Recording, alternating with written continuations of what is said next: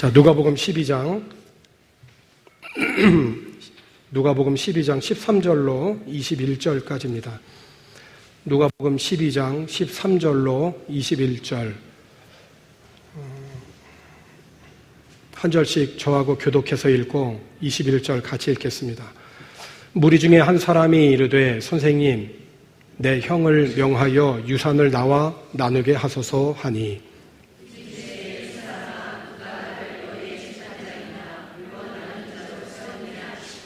그들에게 이르시되 삼가 모든 탐심을 물리치라. 사람의 생명이 그 소유에 넉넉한 데 있지 아니하니라 하시고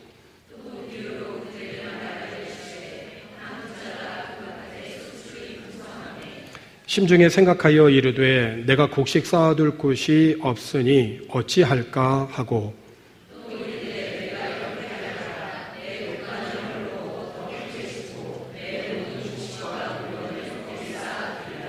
또 내가 내 영혼에게 이르되 영혼아 여러 해 쓸 물건을 많이 쌓아두었으니 평안히 쉬고 먹고 마시고 즐거워하자 하리라 하되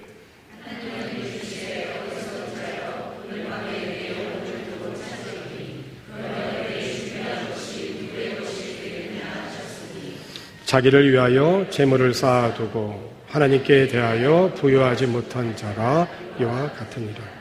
아멘. 오늘 저는 여러분들과 함께 우리 모두에게 있는 이 생명의 근본 원리에 대해서 여러분과 함께 같이 말씀을 나누고자 합니다. 누구에게나 있는 이 생명의 참된 가치는 무엇인가에 대한 것입니다. 무리들 가운데에서 누군가 예수님에게 이렇게 질문합니다. 선생님, 제 형에게 명하셔서 집안의 유산을 제게 공평하게 나누어 줄 수 있도록 말씀 좀 해주십시오. 이렇게 재산 분배에 관련해서 예수님에게 물었던 그 배경을 살펴보면 모세의 율법에 의하면 재산 상속에 따른 이 불공정한 분배에 대해서 랍비, 선생님이죠. 이 선생님에 대해서 선생님에게 소송을 제기할 수가 있었습니다. 그러니까 이 사람은 예수님에 대한 소문, 그리고 그 명성, 그 권위를 듣고 그 예수님을 이용해서 자신의 몫을 차지하려고 하는 의도가 보이는 거죠. 예수님 주위에 평소 많은 사람들이 모여들었지 않습니까? 본문이 있기에 얼마 전에도 오병이어를 통해서 5,000명을 먹이신 사건을 보더라도 예수님 주위에는 정말 많은 사람들이 모여들었어요. 여러분, 매주일 우리가 주님 앞에 나와서 이렇게 예배하지 않습니까? 여러분들은 예수님 앞에 나와 예배하면서 예수님이 어떤 분이신지를 알고 믿고 그분을 찾으시고 예배하십니까? 이 본문에 있는 이 사람은 예수님을 부를 때 선생님이라고 이렇게 호칭했어요. 예수님에게 단지 재산 분배의 윤리적인 그런 문제를 해결할 것을 요구한 것으로 보이죠. 그러면서 선생님이라고 불렀단 말이에요. 그러니까 이 선생님이라고 하는 호칭을 사용한 것으로 보아서 예수님이 그리스도로 메시아로 이 땅에 오신 분이 아니라 그저 자신의 어떠한 윤리적인 문제를 해결해 줄 정도의 선생님으로만 보았다는 것이죠. 그런데 그가 비록 예수 그리스도가 이 땅에 오신 참된 목적을 몰랐다 할지라도 자신의 문제를 통하여서 자신의 인생에 있어서 참다운 의미, 나에게 있는 이 생명의 소중함, 그 가치에 대해서 깨달을 수 있는 아주 귀한 기회를 지금 얻은 겁니다. 예수님께서 이 사람에게 대답하지 않습니까? 이 사람아, 어떻게 내 일이 너희의 재판관이나 중재자가 되는 것이겠느냐 하시면서 이 재산 분쟁 해결과 같은 현세적인 이 직무를 맡아달라고 하는 이 요청에 대하여 거절하시면서 이것보다도 보다 근본적으로 중요한, 그가 지금 관심 있는 돈, 이 돈보다도 중요한 이 생명의 문제에 대해서 지금 예수님이 말씀하시는 거예요. 15절입니다. 그들에게 이르시되 삼가 모든 탐심을 물리치라. 사람의 생명이 그 소유에 넉넉한 데 있지 아니하니라. 그래서 예수님은 이 질문을 한 이 사람에게 뿐만 아니라 주위에 모여있는 모든 사람들에게 말씀하신 겁니다. 너희들 참 조심해라. 털끝만한 탐심에도 빠져들지 않도록 너희 자신을 지켜라. 너희의 소유가 많더라도 그 소유가 너희의 삶을 규정해 주는 것은 아니다 라고 말씀하신 겁니다. 사랑하는 성도 여러분, 여러분 어떤 문제로 주님 앞에 나아가잖아요. 비록 무리 중에 한 사람은 자신의 이 재산 문제로 주님 앞에 나아갔지만은 우리 주님은 보다 더 근본적인 그 문제에 대해서 말씀하시기를 원하세요. 사람의 소유보다도 더 근본적인 거, 그게 뭡니까? 생명이잖아요. 이 생명의 근본 원리가 뭐냐는 거예요. 이 원리를 가르치기 위해서 예수님께서 비유를 한 가지 말씀하셨어요. 어느 부자의 농사가 풍년이 들었습니다. 그 풍년의 그 모든 상황을 보고 혼잣말로 말하죠. 야, 이거 어떡하지? 이 수확물을 두기에 내 창고가 너무 좁다. 그러면서 이렇게 자신에게 이제 속삭이죠. 아, 이렇게 하면 좋겠다. 창고를 헐고 더 크게 짓자. 그리고 내 곡식과 재산을 다 모아드리고, 그리고 자기 자신에게 또 그렇게 말합니다. 정말 잘했다. 너 크게 성공했으니 이제 은퇴해도 좋다. 편안하게 이제 내 인생을 즐겨라. 근데 바로 그때, 심중에 그런 생각을 하고 있을 그때에 하나님께서 나타나셔서 이 사람에게 말씀하십니다. 어리석은 사람아, 오늘 밤 너가 죽는다. 그러면 창고에 가득한 이 재산은 누구 것이 되겠느냐? 너희의 창고를 하나님이 아니라 너희의 자아로 채우게 되면 바로 이와 같을 것이다 라고 예수님이 비유하신 거예요. 이 비유를 통하여서 오늘 우리들에게 주시는 교훈의 주제는 내가 얼마나 갖고 있느냐라고 하는 소유의 문제가 아니라 보다 근본적인 이 생명에 관한 문제를 주님이 우리에게 말씀하여 주셨는데, 교훈의 첫 번째는 뭐냐? 인생의 참된 가치는 재물에 있지 않고 영원한 생명을 소유하는 데 있다. 오늘 우리들의 인생이 마치 무엇과 같으냐면 야고보서 4장 13절과 14절에 있는 말씀을 보니까, 들으라, 너희 중에 말하기를 오늘이나 내일이나 우리가 어떤 도시에 가서 거기서 1년을 머물려 장사하여 이익을 보리라 하는 자들아, 내일 일을 너희가 알지 못하는도다. 너희 생명이 무엇이냐? 너희는 잠깐 보이다가 없어지는 안개니라. 그렇습니다, 여러분. 우리들의 인생은 마치 안개와 같고 유한하고 허무하고, 그래서 인간은 가난한 자나 부자나 모두 죽음 앞에서는 무기력한 자들입니다. 풍부한 재물이 우리들의 생명을 어떻게 하지 못합니다. 그럼에도 불구하고 재물을 삶의 가치와 목적으로 삼고 탐욕을 부리는 것은 어리석은 일이다 하는 것입니다. 15절 다시 보십시다. 그들에게 이르시되 삼가 모든 탐심을 물리치라. 사람의 생명이 그 소유에 넉넉한 데 있지 아니하니라. 세상의 논리는 뭡니까? 더 많이 가져야 누릴 수 있다라고, 더 많이 가져야 너가 행복하게 살아갈 수 있다라고, 그것을 이루기 위해서 세상은 심지어 수단과 방법을 가리지 않습니다. 그런 세상에서 우리 그리스도인들이 지금 살아가고 있지 않습니까? 이 치열한 무한 경쟁의 사회 속에서 오늘 우리들이 정신을 차리지 아니하면 이 세상의 논리에 동조하고, 믿기는 믿는데 세상의 논리와 똑같은 가치와 인식을 갖고 있어야 살 수 있어 라고 그리스도인의 진정한 힘은 잃어버리고 세상의 논리로 살아가게 된다는 것입니다. 그래서 오늘 본문의 예수님의 비유는 우리 인생에 있어서 정말 매우 중요한 것입니다. 그럼 여러분, 생명의 근원이 무엇입니까? 생명이 도대체 이 근본 원리가 무엇입니까? 1절에 있는 말씀을 보십시오. 하나님은 이르시되 어리석은 자여 오늘 밤에 내 영혼을 도로 찾으리니. 그러면 영혼의 주인은 누구라는 겁니까? 영혼의 주인은 하나님이시라는 겁니다. 우리의 생명의 주권은 하나님에게 있다는 것이에요. 이것이 생명의 가장 근본 원리인 거예요. 그러면 우리들의 이 생명은 잠깐 이 땅에 살면서 하나님이 우리에게 맡겨주신 거라는 거예요. 그러니까 맡겨주신 분의 그 삶의 원리에 따라서 생활해야 되는 거죠. 오늘 밤에 내 영혼을 도로 찾으리니, 그러면 내 준비한 것이 누구의 것이 되겠느냐? 그렇습니다. 비유의 두 번째 교훈은 모든 부와 생명의 근원은 하나님에게 있다. 그렇습니다. 하나님은 우리의 생명의 주권자이시고 심판자이신 겁니다.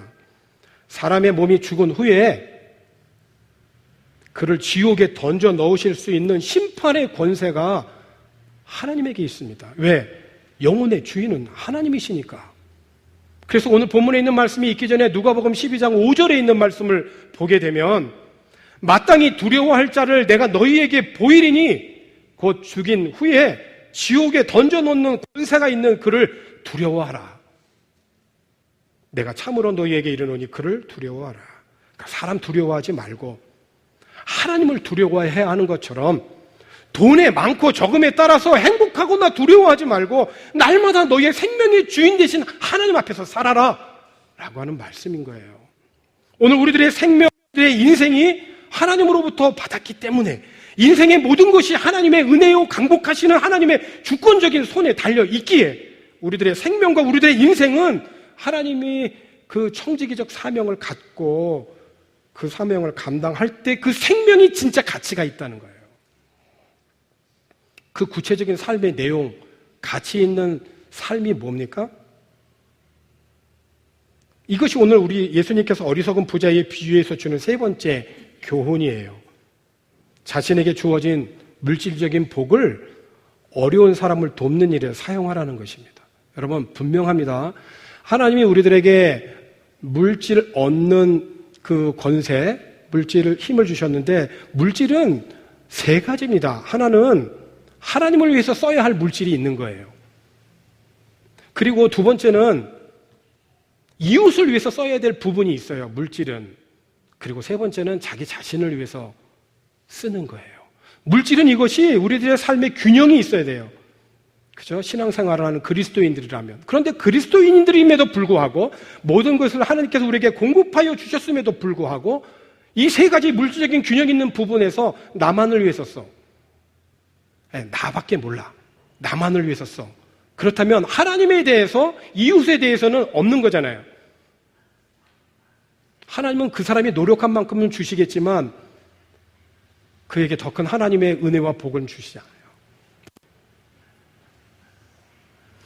오늘 비유 속에서 나타난 이 부자의 심중의 생각을 한번 보세요. 17절과 18절 보니까 심중에 생각하여 이르되 내가 곡식 쌓아둘 곳이 없으니 어찌할까 하고, 또 이르되 내가 이렇게 하리라. 내 곡간을 헐고 더 크게 짓고 내 모든 곡식과 물건을 거기 쌓아두리라. 또 내가 내 영혼에게 이르되 영혼아, 여러 해 쓸 것을 많이 쌓아두었으니 평안히 쉬고 먹고 마시고 즐거워하자. 여러분, 이 짧은 세 구절 속에서 계속해서 반복적으로 나오는 단어가 있죠. 뭐죠? 나이잖아요. 어떻게 이렇게 짧은 세 구절 속에 풍성한 풍년의 이 상황 앞에서 자기밖에 모르냐고요. 내라고 하는 이 말이 자주 반복되어 나오면서 이 부자는 자기 소유에 대한 강한 집착을 지금 나타내고 있는 거예요. 물론 이 부자가 부정한 방법으로 돈을 벌지 않았습니다. 열심히 일을 해서, 농사해서, 그래서 땀 흘려서, 그래서 풍년을 맞이한 거예요. 남의 거 훔친 거 아닙니다. 사기쳐서 버는 거 아니에요. 열심히 일해서 정당한 소출을 얻은 겁니다. 문제는 그가 재산의 노예로 보일 정도로 물질에 집착했다는 거죠. 그는 수입에만 열중하고 지출에는 전혀 관심이 없어요. 더구나 부자는 물질의 풍성함이 어디까지 책임질 거라고 생각을 했냐면 영혼까지. 19절에 그렇게 고백하잖아요. 내가 또 내 영혼에게 이르되 영혼아 여러 해 쓸 물건을 많이 쌓아두었으니 평안히 쉬고 먹고 마시고 즐거워하자. 그러니까 부자의 관심은 어디 있는 겁니까? 물질을 통해서 쾌락을 즐기는 거예요. 그것이 영혼까지 갈 거라고 생각하는 거죠. 그래서 어리석다는 거예요. 이 사람이 풍성한 이 풍년 앞에서 어떤 진리의 문제나 이렇게 풍성한 풍년 앞에서 가난한 자들에 대한, 이웃에 대한 관심, 나는 지금 이렇게 풍성한 풍년을 맞이하였지만 내 주위에 지금 양식이 없어서 굶어가는 사람은 없나에 대한 관심 없잖아요. 물질을 주신 하나님 앞에 감사하는 태도 있습니까? 이 비유 속에서? 전혀 없어요. 진리에 대한 문제나 이웃에 대한 관심이나 물질을 주신 그런 하나님에 대한 감사가 하나도 없다는 거예요. 여기에 부자의 어리석음이 있는 겁니다. 그의 영혼의 양식은 물질이 아니라 하나님의 말씀이어야 돼요. 하나님의 호흡이어야 돼요. 하나님의 호흡을 주셔야 그 생명이 연장된다라고 하는 참다운 생명의 근본 원리를 알았어야만 했다는 거예요. 그리고 영혼의 집은 이 세상에 있는 것이 아니라 하늘에 있음을 깨달았어야 된다는 거예요. 근데 그걸 몰랐기 때문에, 깨달음이 없기 때문에 어리석다라고 표현한 겁니다. 그는 실로 자신의 영혼을 위해서는 아무것도 준비하지 못한 어리석은 부자요. 그는 정작 그 쌓아놓은 것은 하나도 사용할 수 없는 자신의 운명을 알지 못한 자요. 그는 여러 해 쓸 물것은 준비해 두면서 하나님 앞에 서게 되는 날은 하나도 대비하지 못한 어리석은 자였다는 거예요. 사랑하는 성도 여러분, 요즘 과거와 달리 젊을 때부터 노후 대책을 많이 세우지 않습니까? 물론 그거 생각하는 사람이 사치인 사람도 있어요. 오늘 먹고 살기가 힘든데 무슨 노후 대책입니까? 그런 소시민들이 참 많잖아요. 그런데 우리들이 노후 대책을 세우는 것만큼 죽음 이후 영원한 나라에서 부유하게 살아갈 수 있는 삶을 준비하는 삶을 지금 너가 이 현장에서 살아가고 있느냐는 거예요.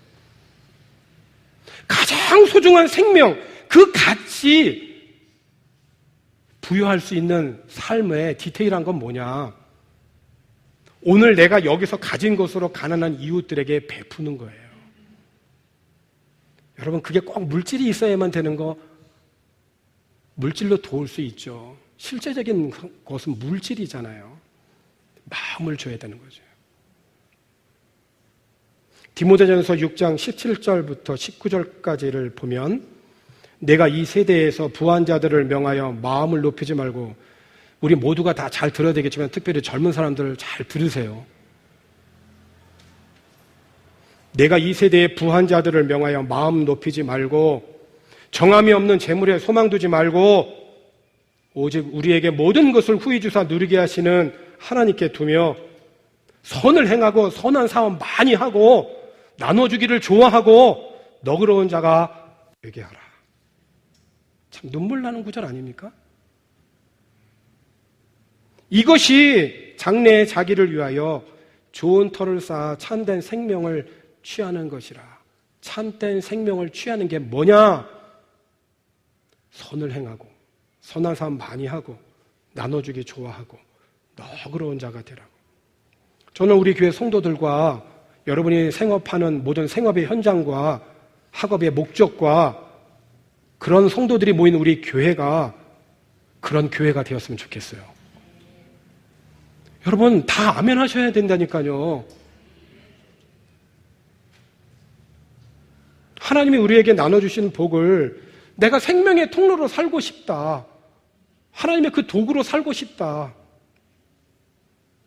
목회하면서 성도들과 함께 신앙생활해서 보니까 구원은 믿는 사람들에게 다 나눠주시는 하나님의 무조건적인 선물이에요. 근데 물질의 복은 다르더라고요. 물질의 복은 달라 보니까 누구에게나 주시지 않더라고요.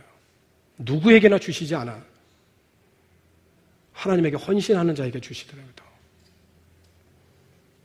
오늘 우리가 살아가고 있는 이 세상은 다른 사람보다 조금 더 많이 갖기 위해서 갈등하고 분쟁하고 조금이라도 손해를 보면 억울함에 몸을 떠는 그런 세상에 우리가 살아가고 있습니다.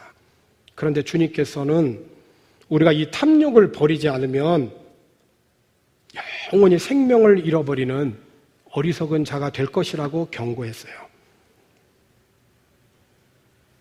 사실 그 어느 시대보다 삶의 행복이 소유의 넉넉함에 있다라고 외치는 이 정말 탐욕스러운 세상에 살면서 우리가 어떻게 하면 존귀한 이 생명을 건져내고 참된 생명의 가치를 갖고 살아갈 수 있겠는가? 인생의 참된 가치는 예수 그리스도 안에 있는 영원한 생명을 소유하는 데 있다는 것을 깨닫고, 아멘이시죠? 우리의 모든 부여와 풍요는 하나님의 은혜와 축복에 의한 것이며 모든 삶의 영역이 하나님의 주권에 속한 것이고 나에게 주어진 하나님의 은혜와 복은 어렵고 가난한 사람들에게만, 아니 꼭 어렵고 가난한 사람들에게 아니라 나보다 형편이 좋은 사람들에게도 나눠줄 수 있어요. 물질이 아니라 마음을. 그 가난한 사람들에게 베풀고 나누어주는 생명이야말로 참된 가치가 있는 삶이라는 것. 하나님께서 우리 행복한 교회를 여기에 박유옥 캄포쇼크에 세워주셨어요. 우리만을 위한 교회라고 한다면 교회로서 가치 없는 겁니다. 그냥 건물만 덩그러니 세워져 있는 거예요. 밤에 주변에 있는 주민들 편안하게 잠 못 자고 우리가 찬송하고 기도하고 막 이런 걸로 오히려 저 사람들이 시끄러워요. 우리 교회가 참 가치 있는 교회는 어떤 가치여야 되냐? 베푸신 하나님의 은혜에 감사하고 기억하고 더 베풀고 나눌 수 있는 교회가 돼야 되겠다. 넉넉해서 천만의 말씀이죠.